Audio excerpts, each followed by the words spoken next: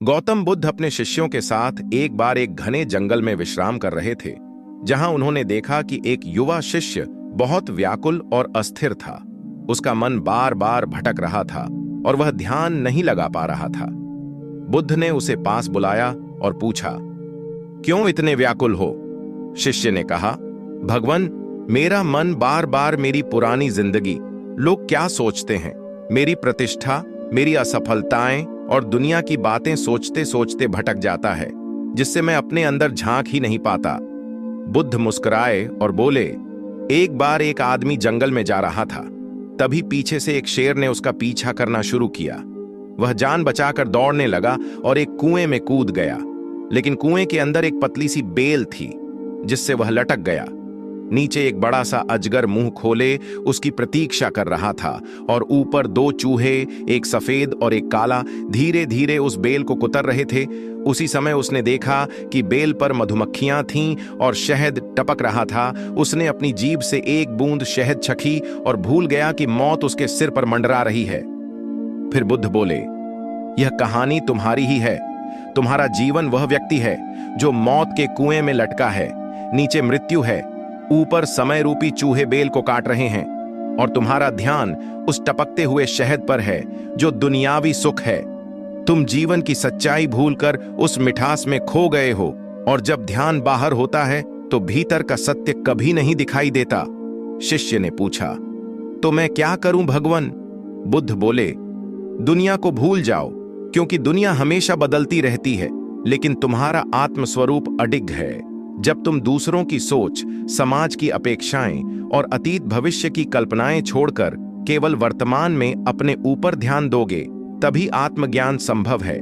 जैसे कोई व्यक्ति नदी में गिर जाए तो वह अगर चारों ओर की चीजें पकड़ने लगे तो डूब जाएगा, लेकिन अगर वह तैरना सीखे और खुद पर भरोसा करे तो वह पार लग जाएगा। बुद्ध ने कहा, तुम अपने भीतर की आग को बुझा रहे हो दूसरों की हवा से।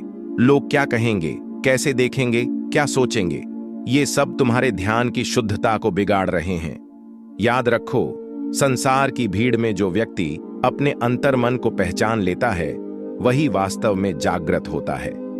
फिर उन्होंने एक और उदाहरण दिया। जब कोई कुम्हार घड़ा बनाता है तो वह बाहर से थपथपाता है और भीतर से सहारा देता है ताकि घड़ा आकार ले सके। वैसे ही तुम्हें भी बाहर की आलोचनाओं, तानों और अपेक्षाओं को सहते हुए अंदर से खुद को सशक्त करना होगा। अगर तुम हर बार किसी के कहे शब्द से विचलित हो गए तो तुम जीवन की साधना को कभी नहीं साध पाओगे। बुद्ध ने कहा, जब तक तुम इस भ्रम में जीते रहोगे कि दुनिया की नजरों में सफल बनना जरूरी है, तब तक तुम आत्मा की शांति को नहीं समझ पाओगे। सच्चा सुख दूसरों को दिखाने में नहीं, बल्कि अपने भीतर झांकने में है।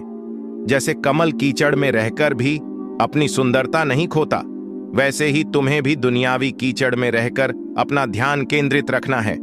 उन्होंने शिष्य से कहा, ध्यान एक ऐसी अग्नि है जो भीतर के विकारों को जलाकर राख कर देती है, लेकिन यह तभी संभव है जब तुम अपने केंद्र पर लौटो, और केंद्र तभी मिलेगा जब तुम चारों दिशाओं की बातों को कुछ समय के लिए मौन कर दो।